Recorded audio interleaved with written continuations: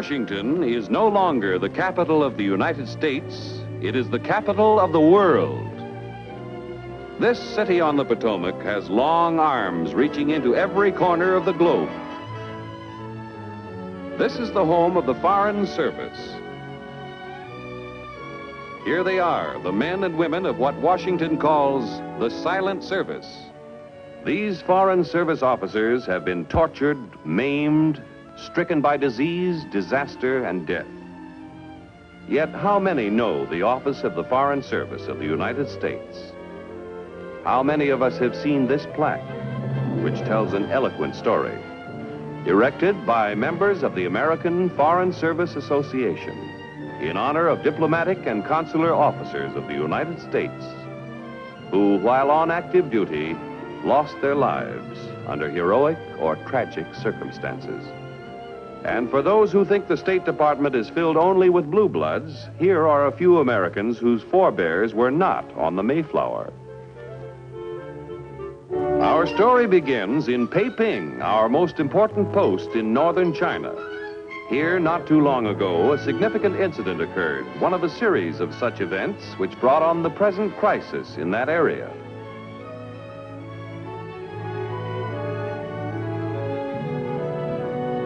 Our Peiping Consulate General was once an embassy, which is our top-ranking representation abroad.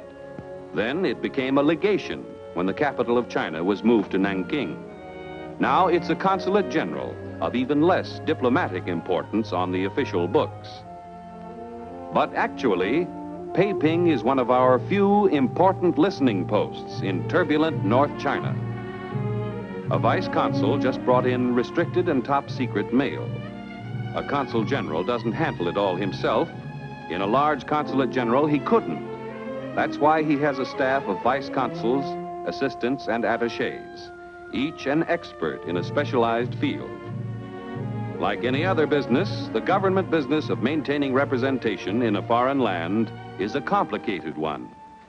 The consul is concerned with vital statistics. Here, he registers a birth to an American couple. He sometimes is present at weddings of his countrymen, of which he officially takes note.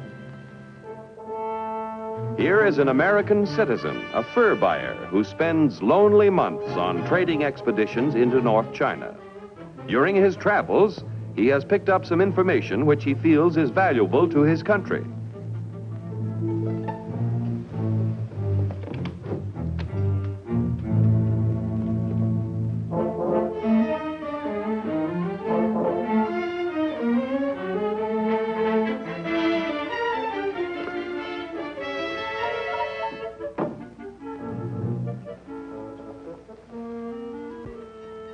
Word has gotten to the Consul General, who naturally is anxious to learn what his voluntary informant knows. Patriotic Americans often keep in touch with their consulates. Storm's brewing up there. You better come with me. I thought it best for him not to come to the consulate. Well, that's wise. We never can tell when someone may be watching.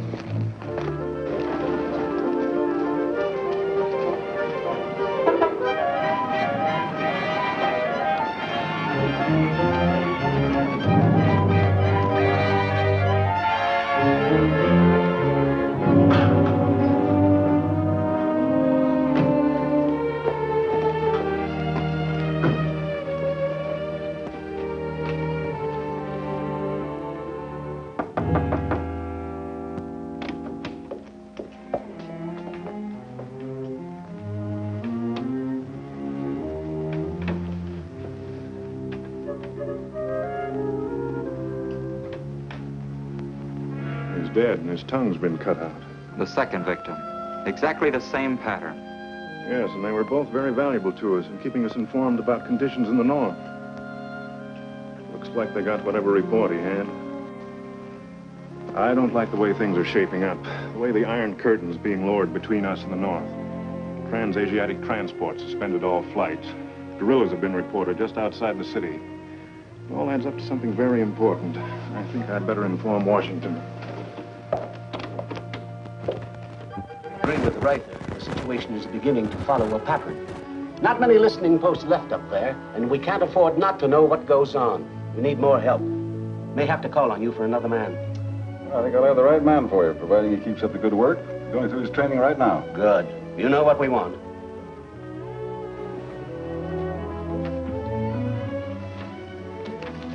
Send in the file on Kenneth Seeley.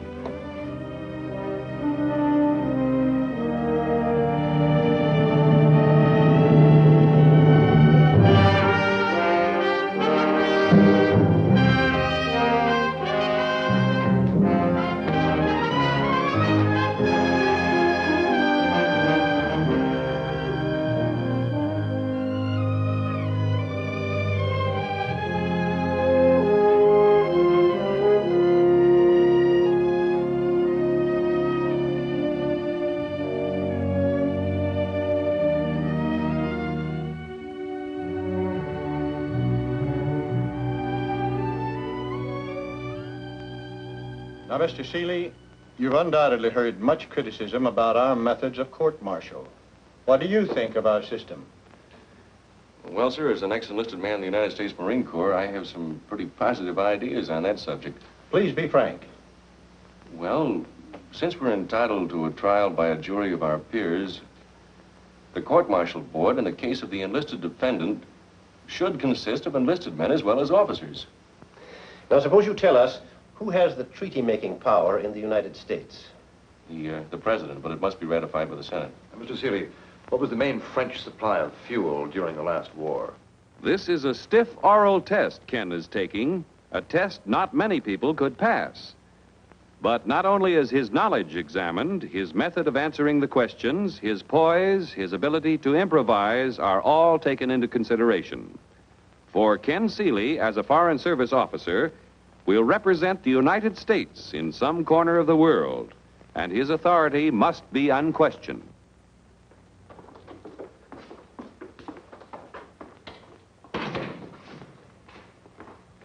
Oh, I'm sorry. Hello. Were you taking an exam, too? No, not quite. I was just waiting for a decision. Oh, about being a Foreign Service officer? Well, not exactly. I asked for a special job. Well, Miss, Margaret Walden. How do you do? I'm Ken Seeley. How do you do? I'm a would-be Foreign Service officer. I just went through the 3rd degree. Same here. I tried to sell my chief on a new idea.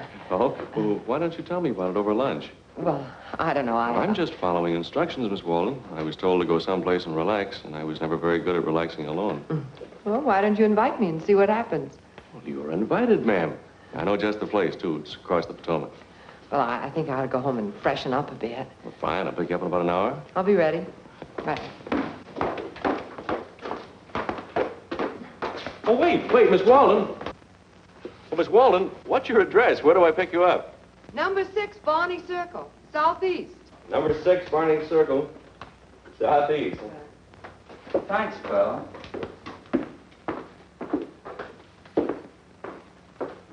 You're welcome.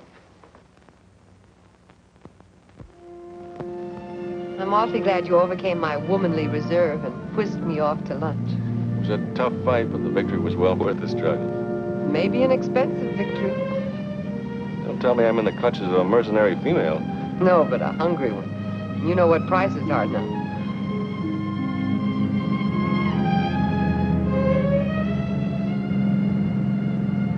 Are you looking for something? You're going to be such an expensive date, I may need that dollar that Washington tossed over the Potomac. Oh, you're too late. The income tax men beat you to it a long time ago.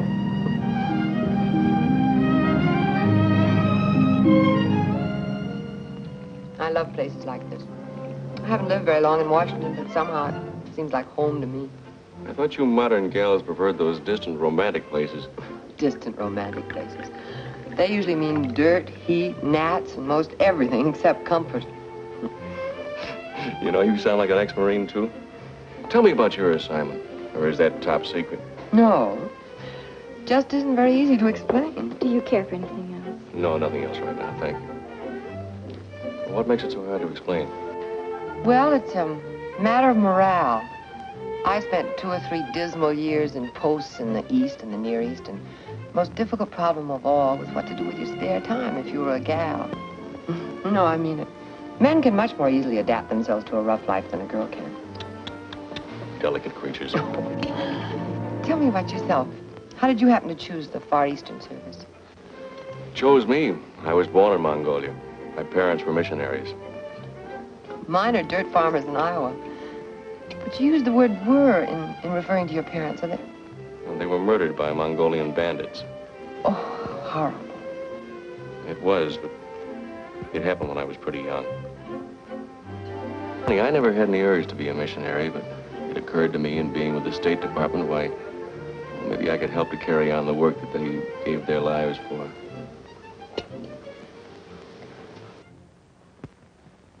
Passing the stiff written and oral examinations was just the first step in becoming a Foreign Service officer.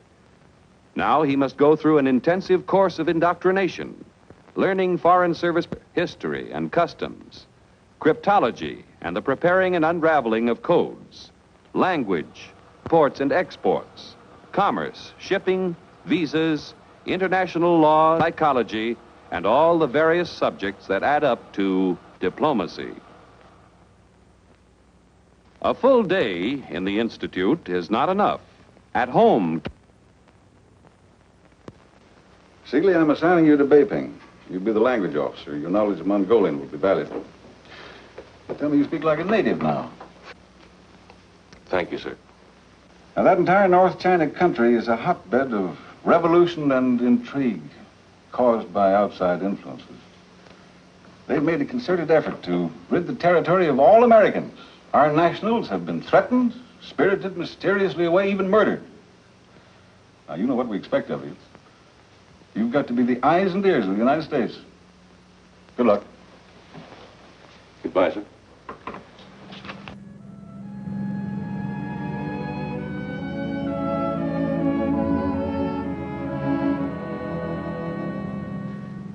What a perfect day.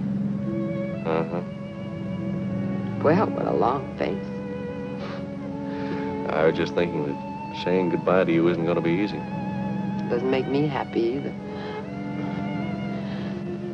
Well, I always get a tug of emotion when I look at the Lincoln Memorial, don't you? Always. And the Washington Monument, too. The lives of two great men, dedicated to the freedom for all men. Doesn't it make you feel proud to know that our work is a part of all this? A very little part. Of course, that goes for the other 140 million Americans, too, Marge.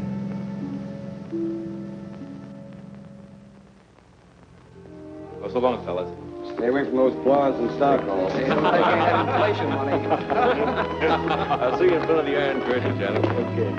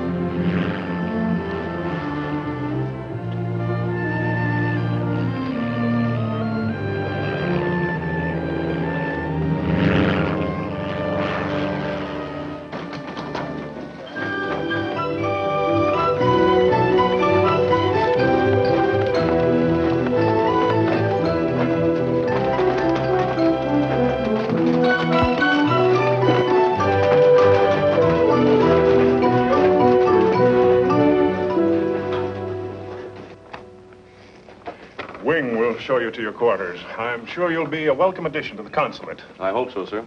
Wing, will you show Mr. Seeley to his rooms, please? Yes, sir. And you will soon be launched into the social world.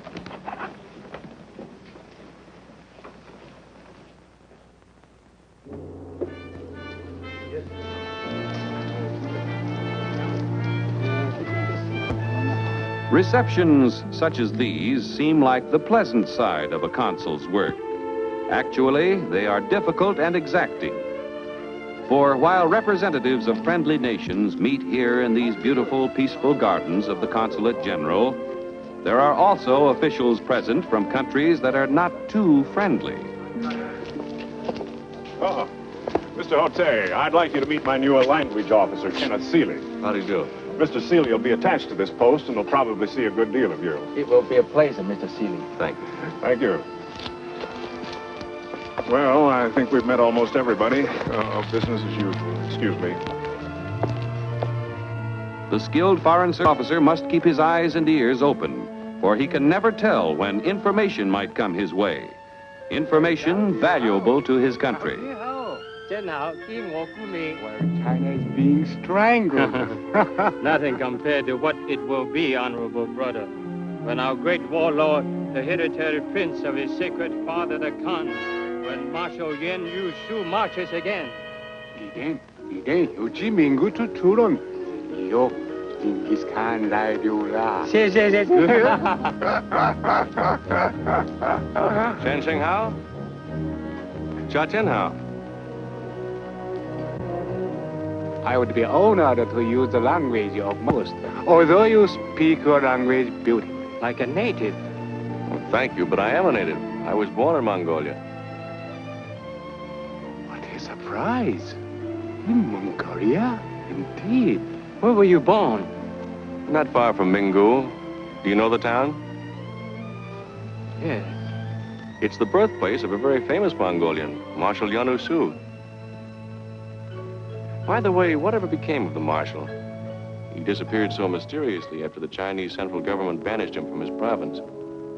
I have not heard of the Marshal for many, many years. It is rumored that he is dead. Sorry, we must leave. Go, Vichy. Go. Go, Vichy.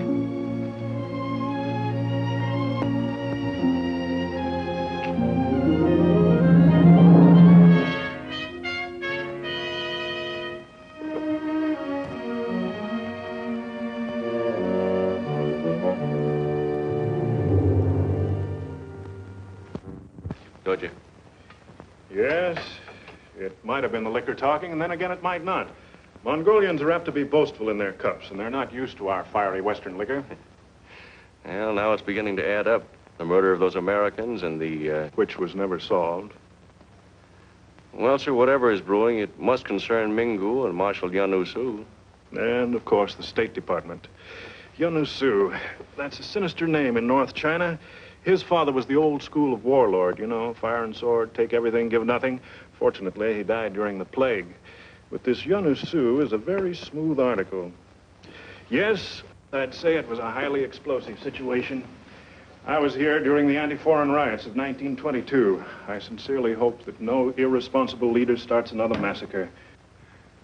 Why, you were the victim of one yourself. Yes, my parents. Must have made a terrible impression on you as a child. It did. For a long time, I never wanted to come back to China. Now, I'm glad I'm back. Maybe it's because I have a feeling of unfinished business, something I have to see through. Excuse me. Hello? Yes? Yes? Oh, I'll be right there. That was the chief of police. He wants us to identify two bodies, Mongolians. Says he has reason to believe they were at our reception this afternoon.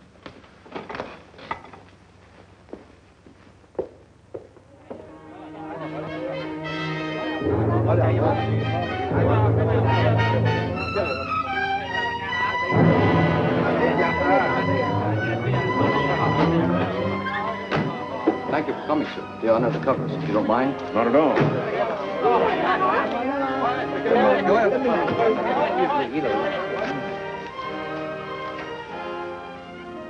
Well?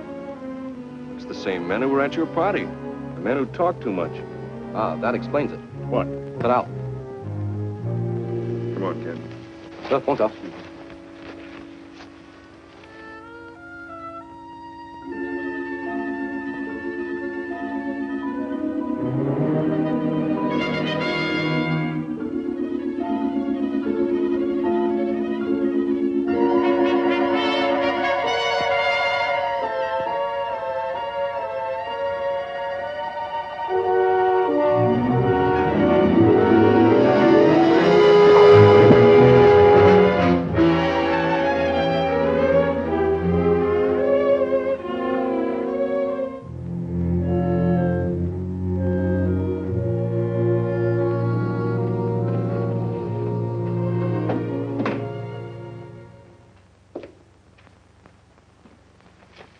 Here's my report, sir. Oh, thanks. I'll send it along with mine. Sit down a moment. I sent a summary of the situation to Washington. When I talked to the ambassador at Nanking this morning, he asked me to. Well, what does he think? He thinks it may be serious, just as we do. Say, I don't like that window episode last night. You might have been killed. Yes, I know. That wouldn't be so good for the government. They'd be out the cost of my training. Well, it's nothing to do but wait. We'll hear from Washington soon enough. Cigarette, sir? Oh, no, thanks. Kenneth Seeley will be attached to Mingu Consulate as vice consul. He will proceed at once, but not give the impression of haste. Suggested he take the next plane carrying diplomatic courier. This is a tough assignment, Seeley. If the trouble going on up there spills over, you'll have to be the Army, Navy, and Marine Corps all rolled into one. But anyway, get at the bottom of what's going on. I understand, sir. And above all, be diplomatic. The Chinese government does not want to antagonize that province, which is still loyal. How often does the plane make the trip to Mingo? Once a month, but you'll be expected to get word back by any means possible, even carrier pigeon if you have to.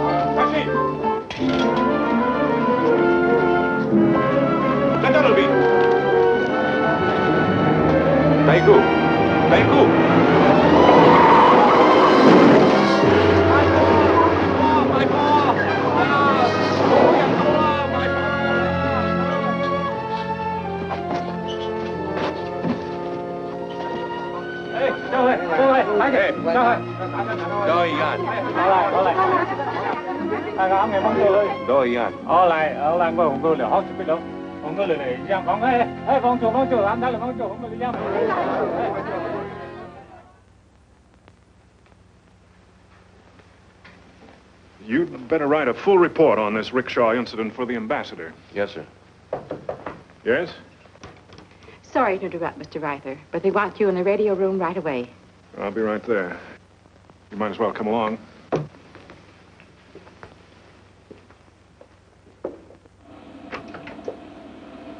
That Ming going away fan, sir. Johnny Han, sir.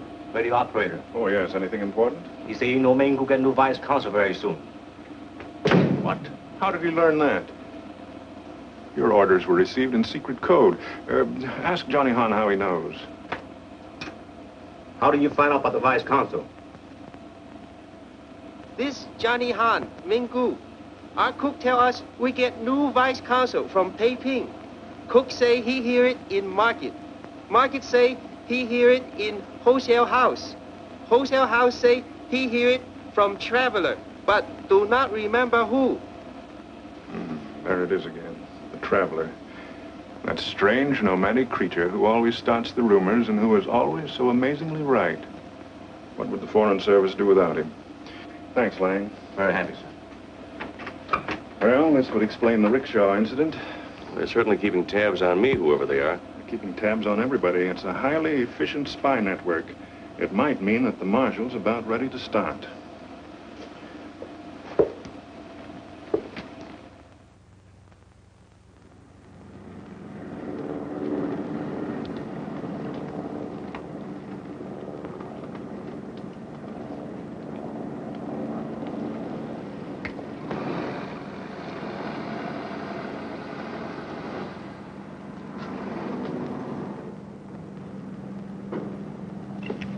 Wing, will you put my bags aboard, please?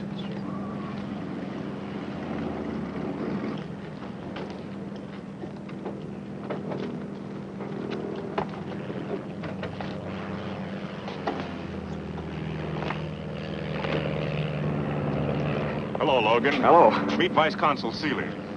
How do you do? How do you do? Did you have a nice trip? Oh, rough in spots. Didn't bother me any, but I think our other passenger wasn't too happy.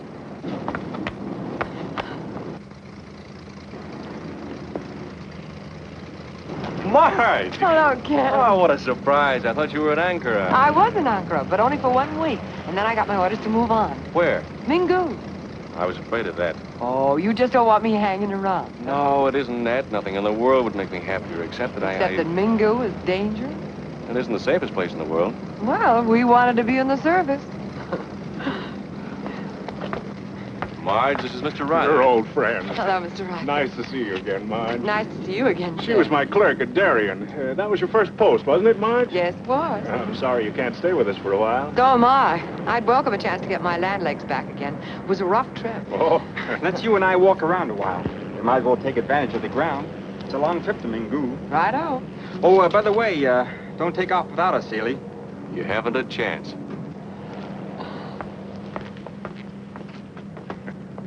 Isn't it risky sending a woman to that territory? Oh, my dear boy, there's several American women there already, and that's why she's being sent. Anyway, Marge can take care of herself. I happen to know.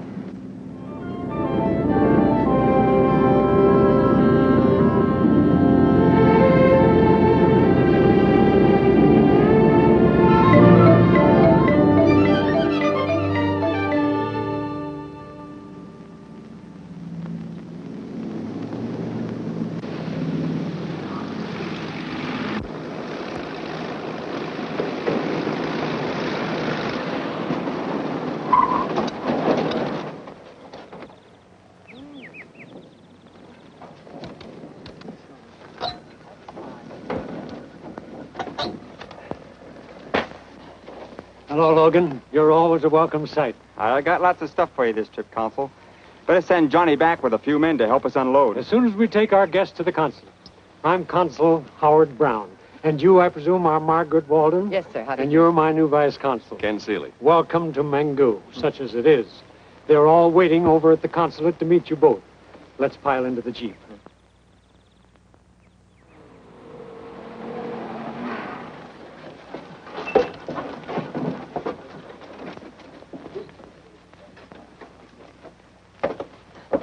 Johnny, get a couple of boys and go out to the airport and bring that stuff back. Yes, sir.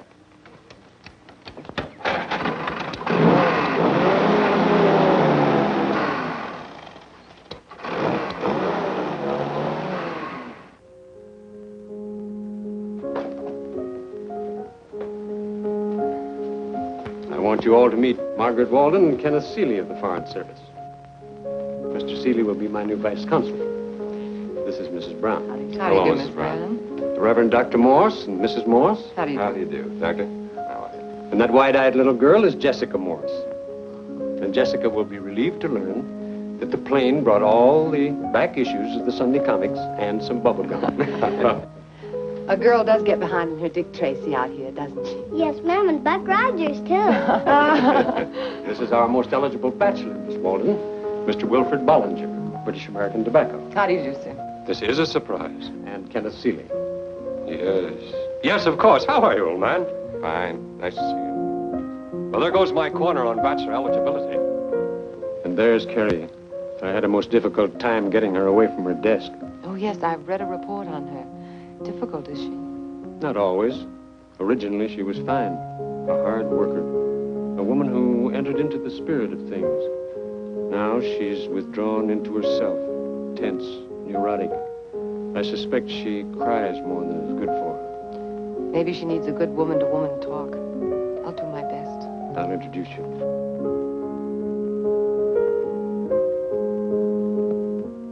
Carrie, I want you to meet Margaret Walden from Washington. My replacement. You wrote Washington for another clerk? How could you do that, sir? Not at all, Miss Willoughby. I'm just here on a visit. I'm sorry.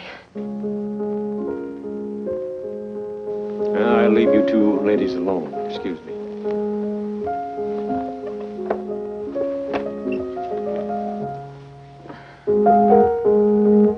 Needs a tuning, doesn't it? You didn't come here to take my job, did you? I'd hate to leave. A failure. I'd kill myself first. Oh, you do nothing of the sort. Besides, you're decidedly not a failure. As a matter of fact, this happens to be a post where the clerical work is quite superior. Is it? Is that what they think in Washington? Well, I'm afraid you'd be very conceited if I told you all the nice things I've heard about your work. So you see? Really? Thank you. I think you'll find this comfortable, Seeley. Johnny Hahn will look after you.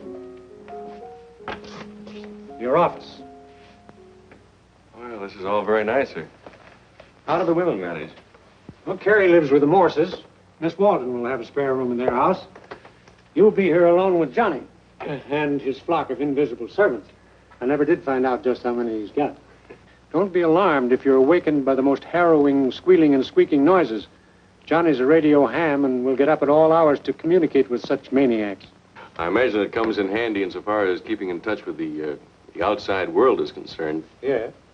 He should be able to pick up some pretty valuable information, too. On the contrary, there's a peculiar, ominous quiet over the territory.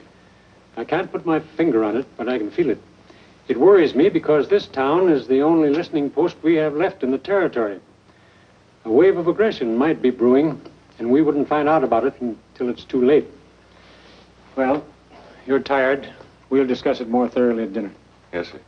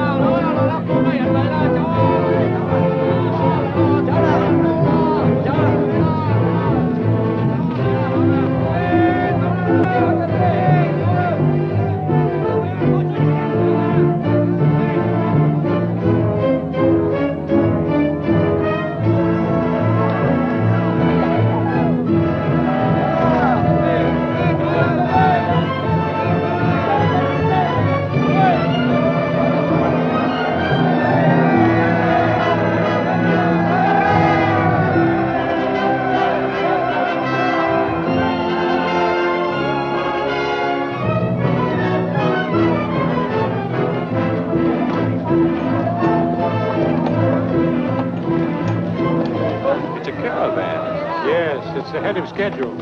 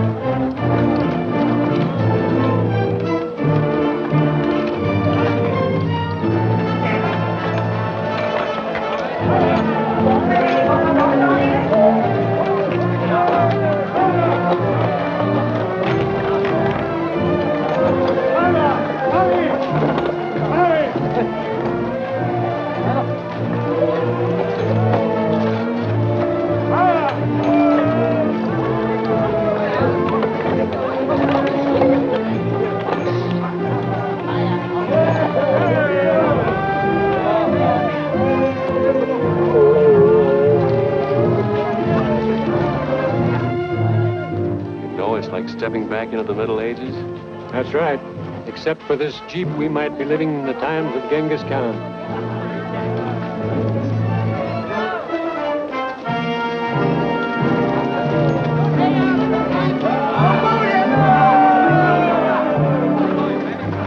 Except for those firearms. Yes. The caravans have been carrying some pretty modern weapons lately.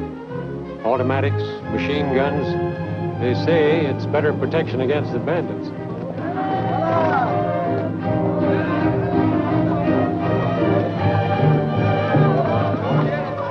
What's the matter? You see that man on the horse, the one wearing that peaked hat? Oh, yes. What about him? I wouldn't swear to it, but I think I saw him at the consular party at Peiping. I wonder what he's doing here. I don't know, but we'll find out soon enough. Well, we'd better get to the field and see Logan off.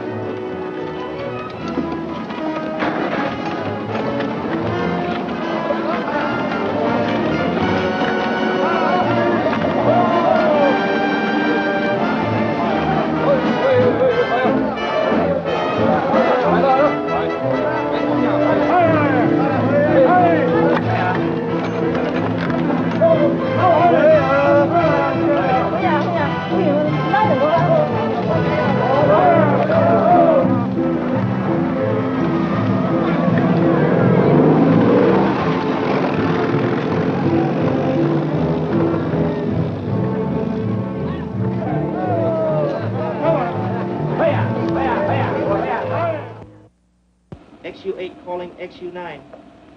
Hello, Johnny. Hello, Mr. Ken. Hey, it's a nice little set you have here. Yes, sir. Not very big, but it worked. We tour, sometime even Moscow. Oh, you hear anything interesting? No, sir. I hope. Say, incidentally, did you ever track down the rumor about my coming here? The one that leaked out over the grapevine? Oh, no, sir. Do you know where the man is that told it? Yes, sir. Drive me over. I want to talk to him. Right away. Right away.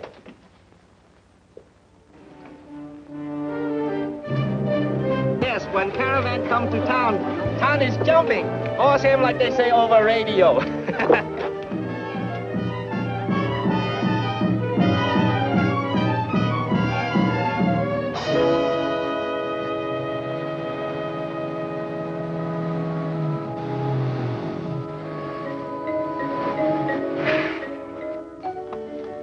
Is he an undertaker? Oh, yes, sir. He also chief elder of council, or same mayor of city. Big shot, huh?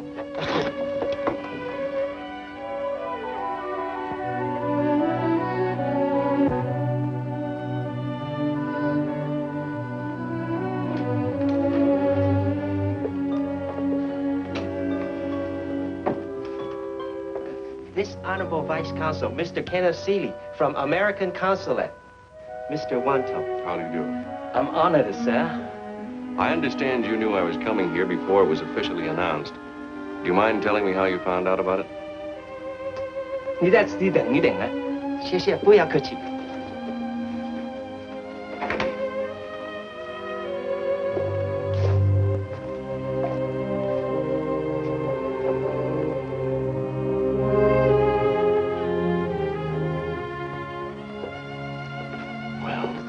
I heard it in the marketplace, sir. From whom? I don't remember now. I think it was from a traveler, perhaps a fur buyer from the south. Traveler from the south, huh? Yes, sir. Wanda, as mayor of this town, you have access to more information than anyone else. Isn't that true? Sometimes yes, sometimes no. Well, tell me. Before the caravan arrived, did you notice any strange elements? Things happening that, well, that hadn't taken place before? Oh, please think that over very carefully. It's important. I can only say, sir, that I have had a very uneasy feeling. Why? Because there have been too many strangers here lately. But you still can't tell me where that rumor originated from.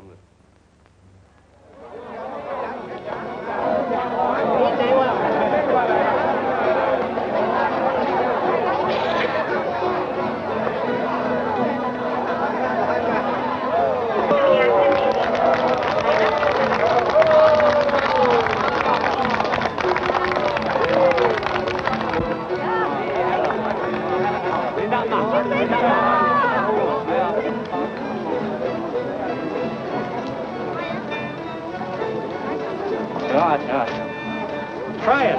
It's kumis, fermented goat's milk.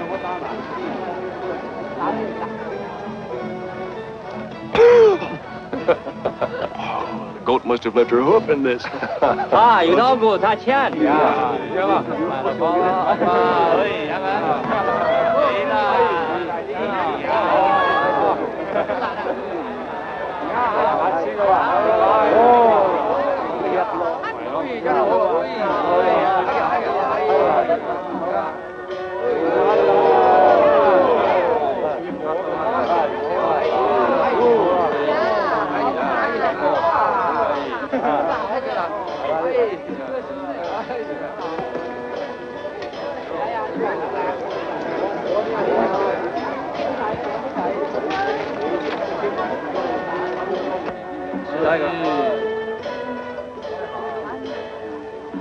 ？Where's Jessica? Uh-oh. Looks as though Jessica's joined the caravan. Ooh.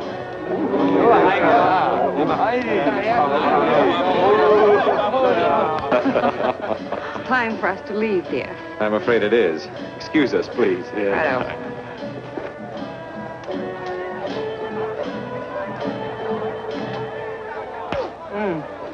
You've done a good day's work, Jessica. Now we better go home. Oh, gee. Right when he was going to teach me how to eat fire.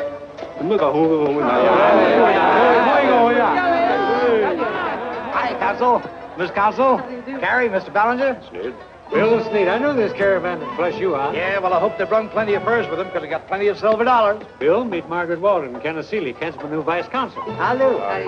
Bill's the original Yankee trader. They say he landed here in China Clipper days with a pocket full of wooden nutmegs, and he's been trading ever since. Oh, now look, I ain't quite that old, but I'm dang near it. Say, how about locking up my money bags for me? Glad to do it, Bill. Peggy and I were just leaving anyway.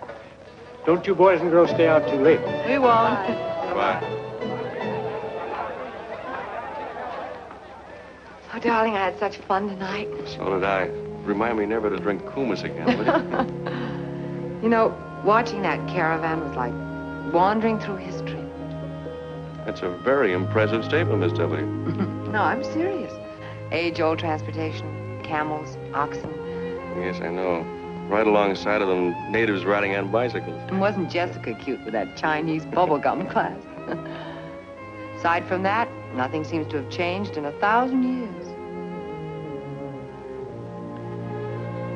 I know something else that hasn't changed either. I hope it never does. Good night, darling.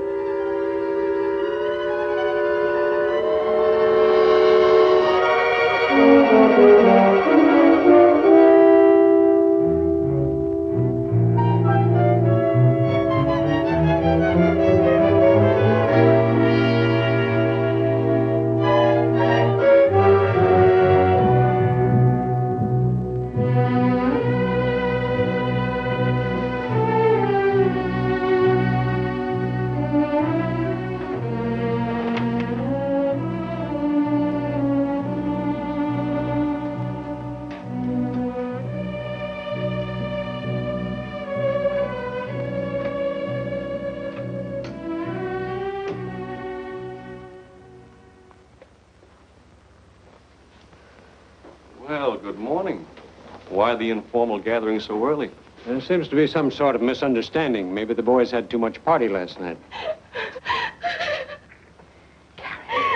Carrie, don't let them see you do that. Where's Marge? She's been detained for questioning. It seems the caravan was the advance guard. Ooh, Marshaliano Sioux? Yes, our friend has finally arrived.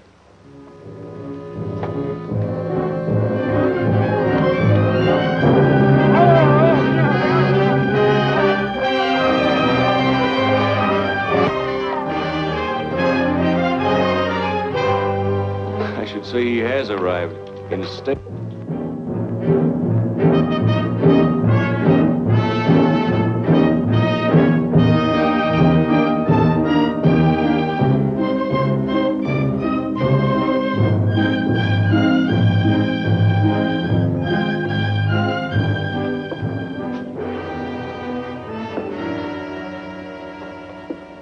介绍我的翻译和副官 Colonel Aram.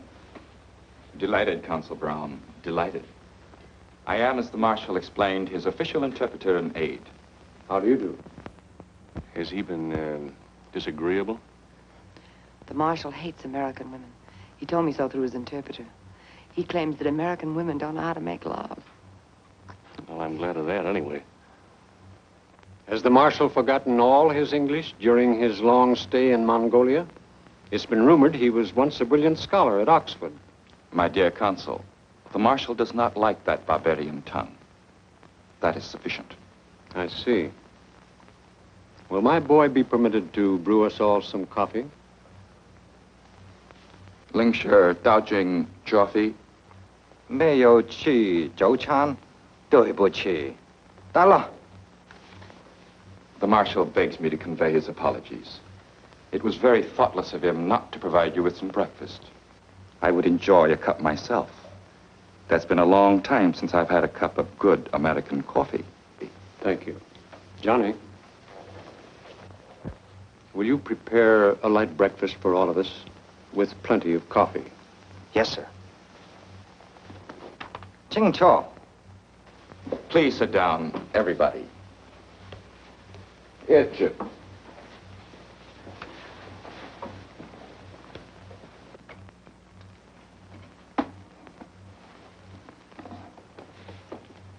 The Marshal regrets the inconvenience, but it will be necessary for the Americans and Mr. Ballinger to remain in the consulate night and day. Nothing will be touched. No one will be harmed if his orders are obeyed implicitly. There will be a guard around the consulate until we decide to withdraw. And when will that be, Colonel? Maybe 1 week, maybe 2 weeks. The Marshal, of course, realizes he's on American soil when he enters this property. Lingshire, sir. This is Mongolian soil, Consul. My father was prince of this province. I was forced into exile, but now I'm back. For a week or two? Perhaps, or perhaps to stay. Let go of me. Say, you can't do this to me. I'm an American citizen. Hurry!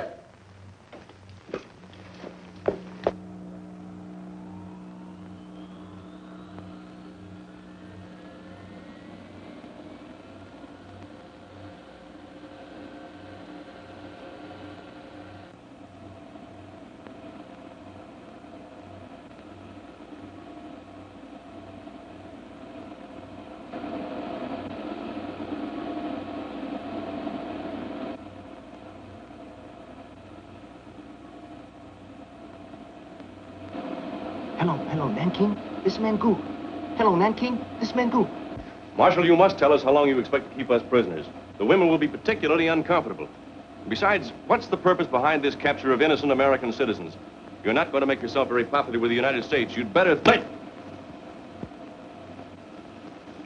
As you Americans say, nice try, silly. I heard that radio. I'm gone. I not gonna lie.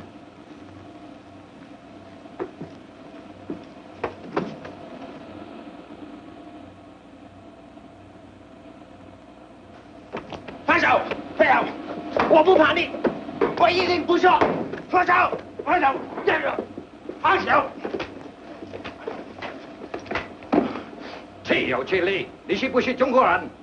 没有脑筋，没有人配，是不是？没有脑筋。杀手！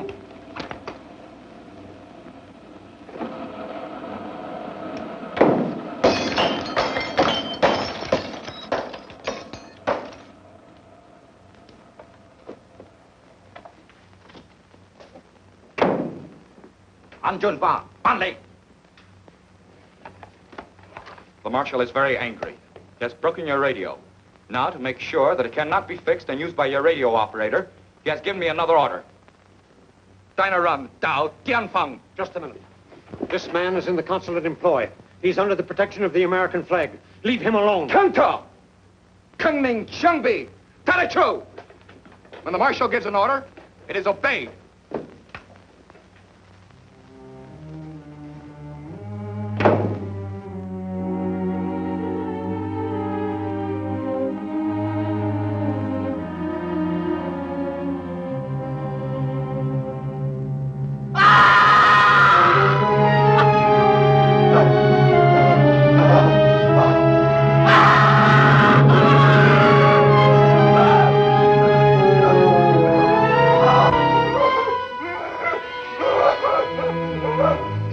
go in there, please. I'm a doctor.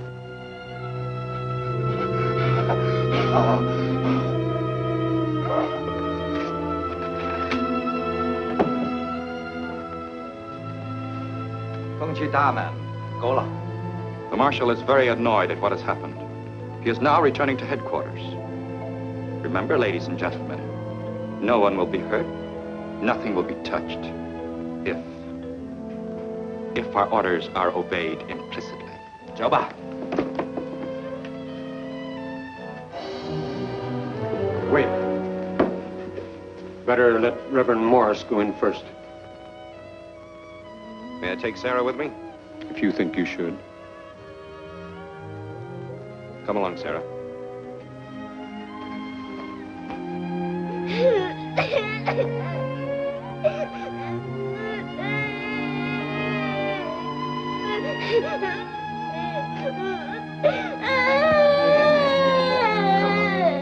There, it's all right. It's all right.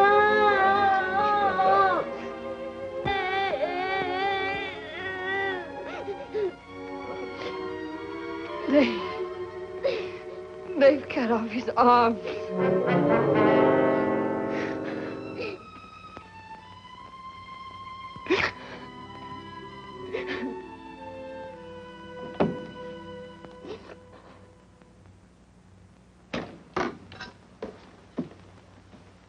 The Vice Consul insists upon seeing you.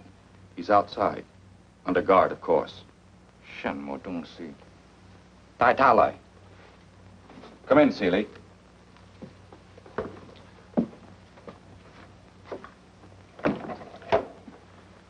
May we have permission to bury Johnny Hahn in the cemetery near the mission? No, Seeley. I'm sorry. But what objection could he possibly have? Perhaps he doesn't want any of you to leave the consulate. Well, then would you be kind enough to send for Wanto the undertaker? We can have the body cremated and buried in the gardens outside the consulate.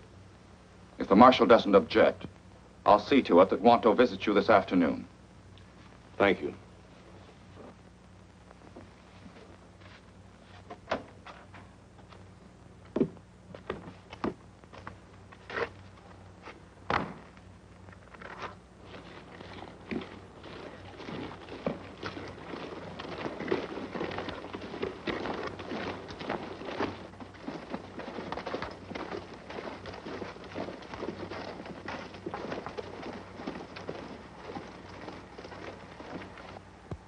These people are under arrest, I assume. They are. May I ask why? The Marshal suspects some of them as being traitors. Traitors? Yes. If you remember, the Chinese government denounced the Marshal and a price put on his head. But why pick on these poor, helpless natives? They were not picked haphazardly, I assure you. We've had them investigated a long time before we came. Oh, I see. Well, what do you intend to do with them? The Marshal will conduct his own court of inquiry. Colonel, I think the Marshal will use any excuse to conduct a reign of terror. Seeley, you would do well to keep such opinions to yourself. Please march.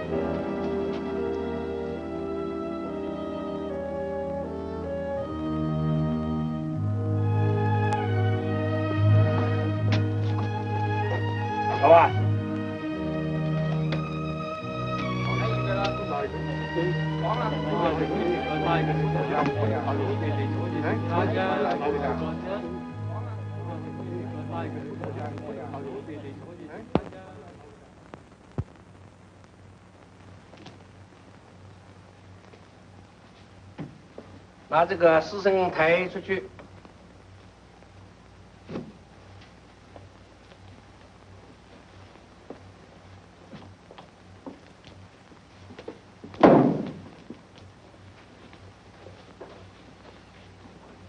After you cremate him, Wanto, return the ashes here to the consulate. We'll bury them in the garden. Yes, honorable sir. I will place his remains in one of our best urns. You will be satisfied. Wanto, you're a member of the Council of Elders here in Mingu. Do you approve of what the Marshal is doing? No, honorable sir. I do not. He's stirring up much trouble, and some of my people have disappeared. We are greatly worried, but we don't know what to do.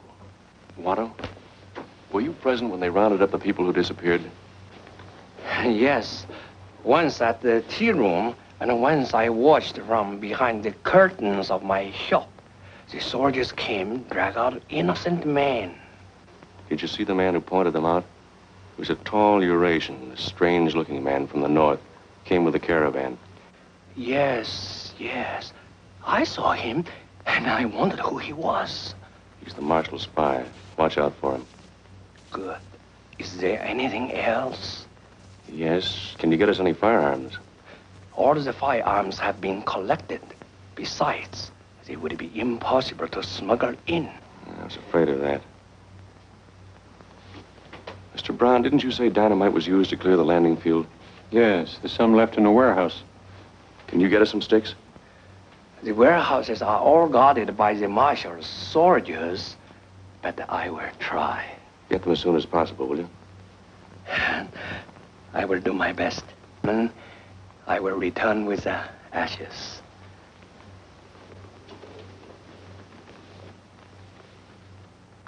What's on your mind, Ken?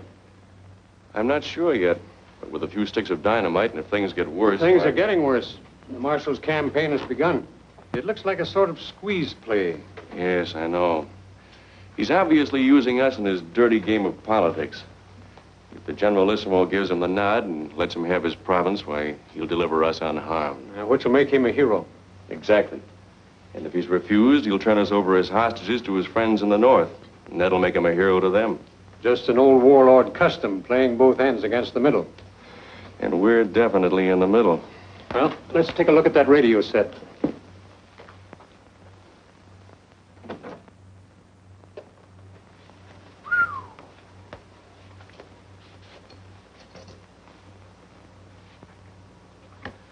Well, there's a possibility these condensers and coils might work, but it's useless without tubes.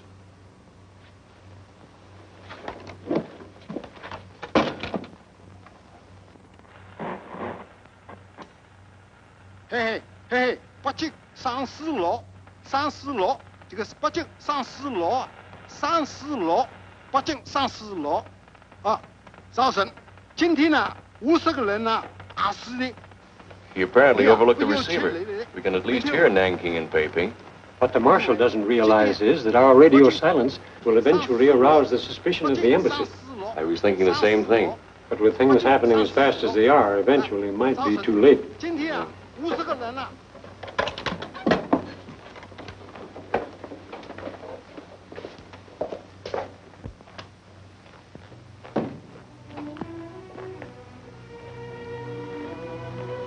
What was it, dear? The Marshal has just finished a private court of inquiry into so-called traitors. He's condemned 20 men to death, including the brother of our kitchen helper. 20 men? How awful. I'm afraid that's only the beginning.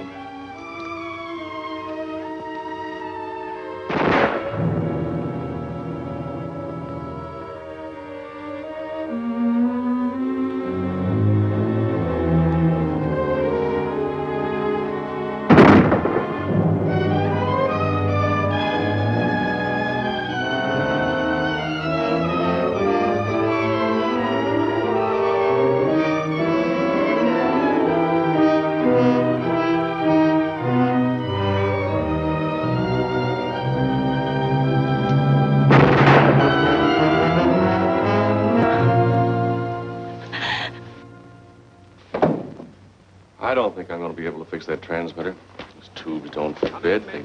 Come in, Mingo. Come in, Mingo. Come in, Mingo. This is the American Embassy in Nanking. Come in, please. Come in, Mingo. Calling the consulate at Mingo. Embassy at Nanking calling the consulate at Mingo. Come in, please. Come in, Minggu. Nanking calling Minggu. Hello, hello, Peiping. Last report from Johnny Han said he was going off the air to change tubes and make adjustments. He's had time to repair his set. Something may be wrong. If we don't hear from the Minggu consulate within 24 hours, we will send plane to investigate. We do not wish a plane to come here.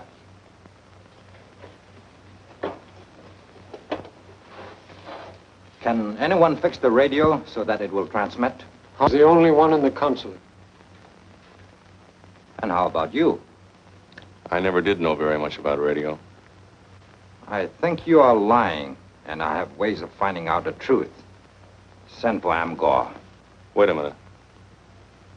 I think I can fix the radio if there were some more tubes available.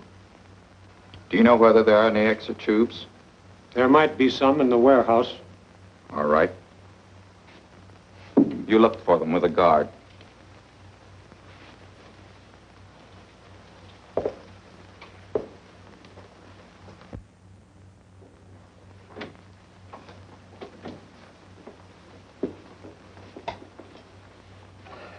The urn with the ashes, Honorable Sir. Thank you. You're late. We were worried. We were late because we have filled the request of the other honorable gentleman. Johnny Han has not died in vain.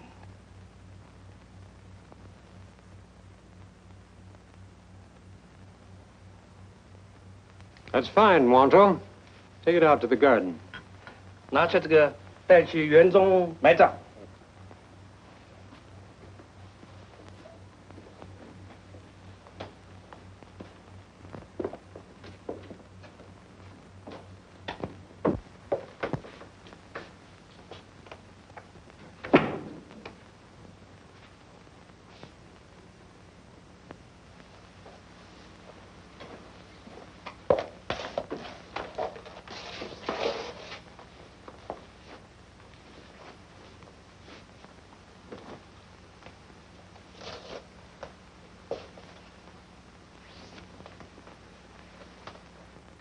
Our Heavenly Father, we commend to thy care the soul of Johnny Han, the noble spirit of one of thy children who died in agony like thy son, so that we on earth might take courage and inspiration from his sacrifice. May he rest in peace. Amen. Amen.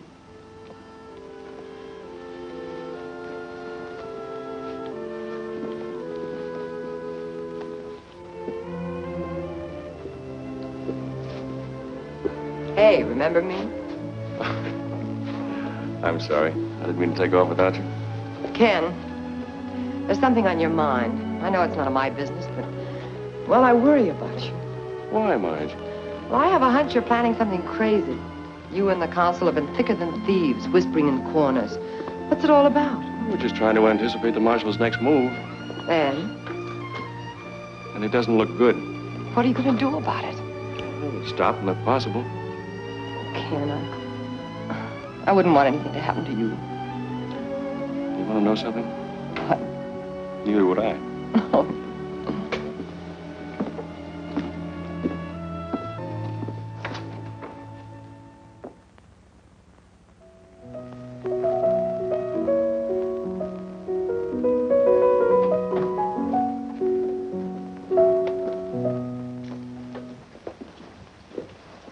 Please don't stop playing, Miss Walden. It was very beautiful and very melancholy. I love beautiful and melancholy things. Our business now is with Consul Brown and Vice Consul Seeley. We bought you all the radio tubes we could find. Some of them must fit.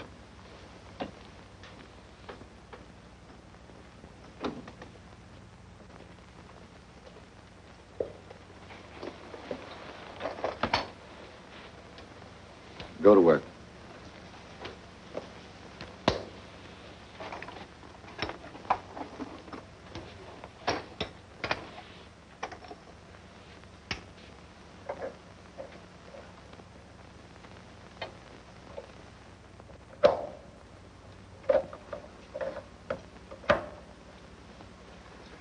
These won't work. When Johnny Han changed over the set, a special size was required. These are old ones. Besides, they're no good anyway. If a plane is sent here, it will be shot down. There will be more planes. If they get to be a nuisance, we know how to be a bigger nuisance. Unless... Unless what? Unless the Chinese central government meets my terms. And may I inquire what those terms are? I shall set up a government here. With yourself as prince? My father was the prince. His title and prerogatives are hereditary. And would the prince maintain a government here for the people? Or would he play ball with his friends in the north? That is his affair. Well, suppose he's turned down by the Chinese central government. They will be very sorry. They will not only lose the province, but the marshal's valued friendship. I would like very much to query Nanking on that. So would we. But how? I think I know where there are some tubes. Judging by the antenna, there's a large radio set in the marshal's trailer. Those tubes might very well fit this set. Can they be replaced in his radio after they are used? Certainly.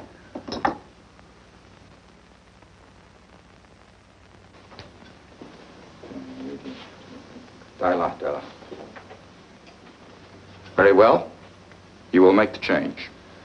I'll have to get my tools.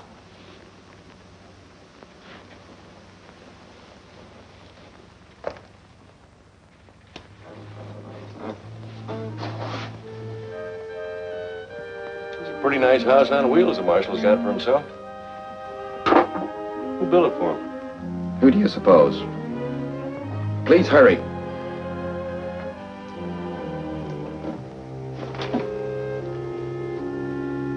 This thing must be grounded on the frame. I'll have to disconnect the batteries from underneath. It'll short out the entire circuit if I don't. Go ahead.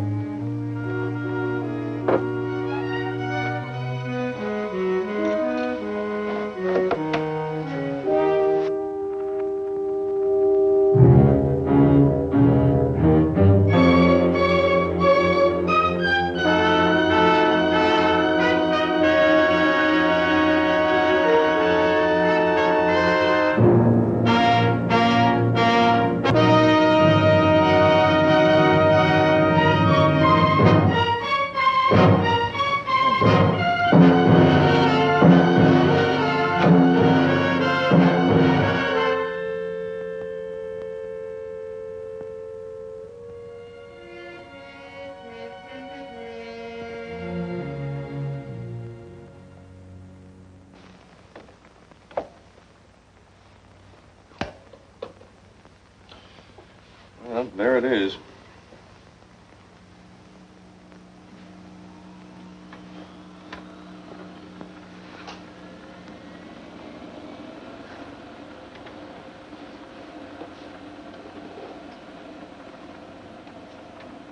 This is XU-8 Mingu calling Nanking XU-9. This is XU-8 Mingu calling Nanking XU-9. Come in, Mingu. This is Nanking. Come in, Mingu. Tell them all is well here. Nothing else. Understand? Hello, Nanking. This is Vice Consul Ken Seeley. Sorry to be off the air so long, but we had radio trouble.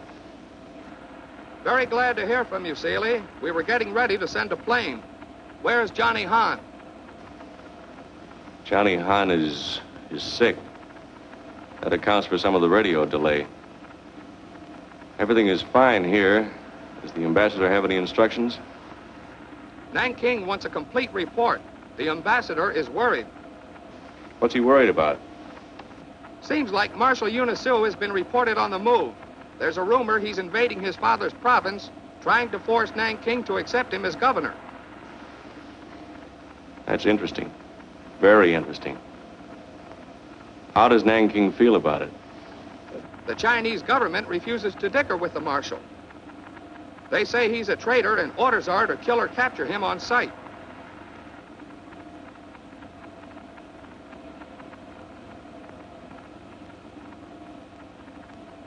Is that all, Marshal?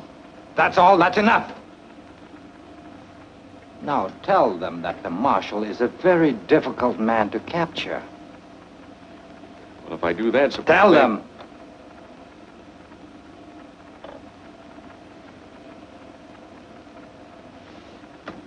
What was that? Who's there? Did you say Marshal? Is that Marshal Unisu? We don't like this silence. Something's up. Are you talking under duress? Answer us. Is Marshal Unisu there?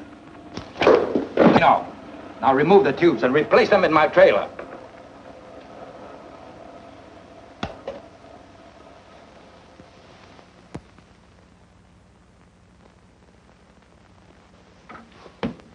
Hurry. The marshal's waiting for you. What for?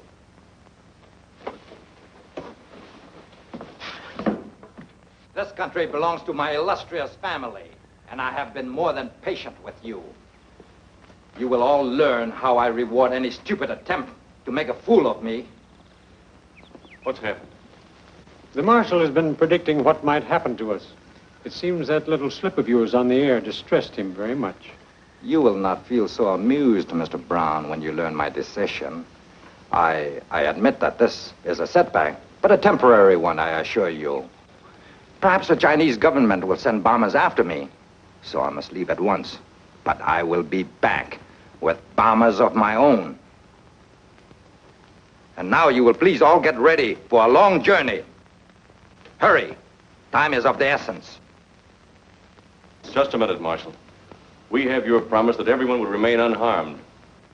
Is the great Prince Yanusu going back on his word? Only if my orders were followed. They were not. They were followed to the letter by everyone here but me.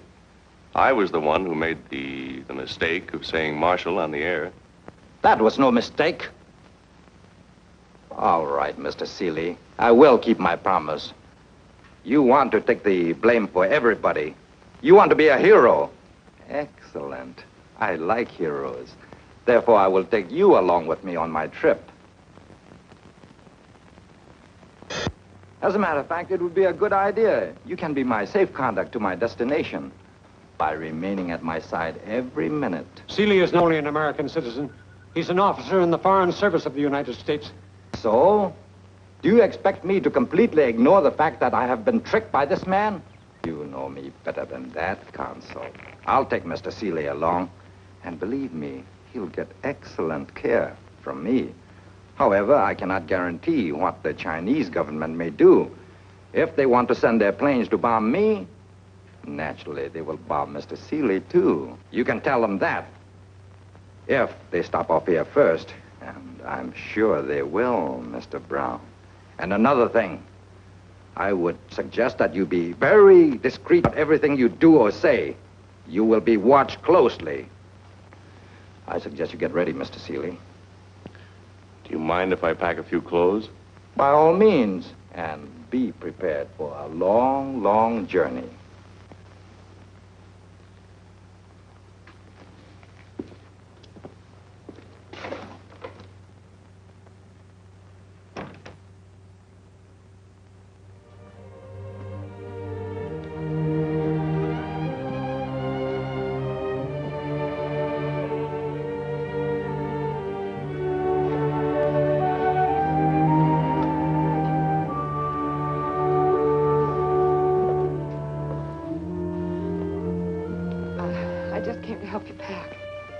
Thanks, John.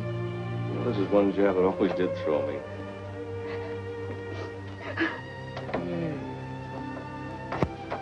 Oh, Ken. I guess the Director General wouldn't be very proud of me now, would he? Yeah, the Director General isn't in love with you either. Ken, I can't help being terribly frightened for you. This thing isn't as bad as it looks. Besides, I think the Marshal's bluffing anyway. Incidentally, tell the Consul that some of those discarded tubes do fit so we can talk to Nanking.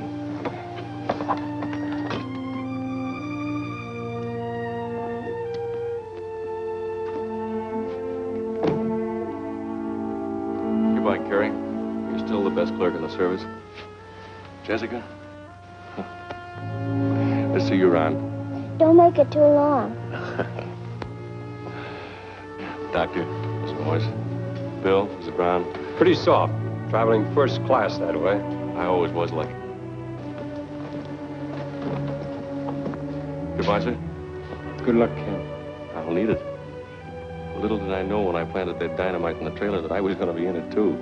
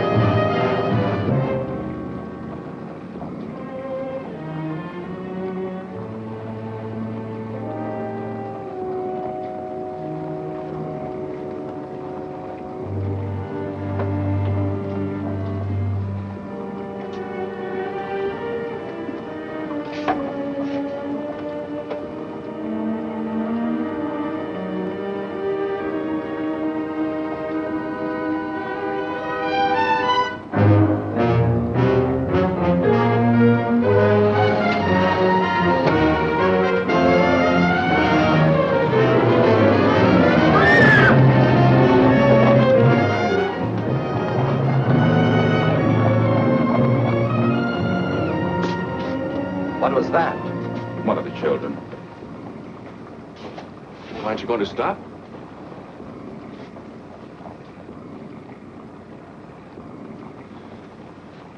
One of those bombers may stop you, Marshal. Not when they learn that you're taking the trip with me. You see, the difference between people like you and me and Aram here. Americans are sentimentalists. They wouldn't have you harmed for anything in the world. But as for me, I wouldn't hesitate a moment. Nor would the Colonel. After all, you're not important. Just another vice consul. There are many in your foreign service. But I am a prince. And the world may again face another conqueror from Mongolia. It took 700 years for the Mongols to develop another potential Genghis Khan. Thank you. Perhaps if you died, it would take 700 years to develop another threat to world peace. Here. You're a dangerous man, Marshal. Yes, and even you don't know how dangerous. You see, Mr. Seeley, you forced my hand with that radio trick. I was going to take my time, look the situation over, perhaps get what I wanted by peaceful means. Peaceful means? Yes. The Mongolians are my people. They would have seen it my way after a while. Now I will have to declare war openly. Maybe I'll make that prediction come true. The one about the golden hordes of the East overrunning the earth. They're waiting for me now up north. An army with full equipment. Tanks, artillery, bombers. All I have to do is give the word. You mean they won't march without you? No. I am their leader.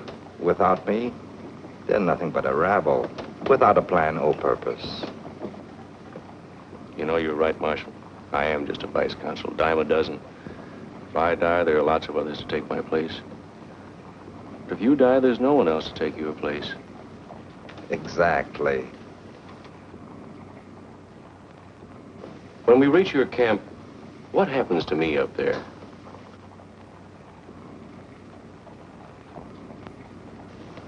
The colonel seems amused. Let's all have a good time. Why not turn on the radio? Colonel Aram here likes melancholy music. Good idea. I was wondering if that radio was fixed.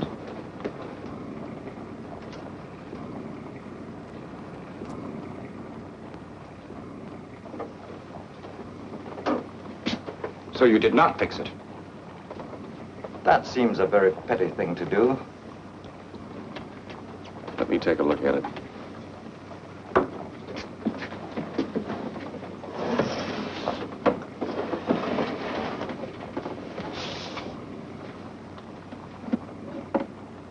Here's the trouble. I forgot to reconnect the battery wire.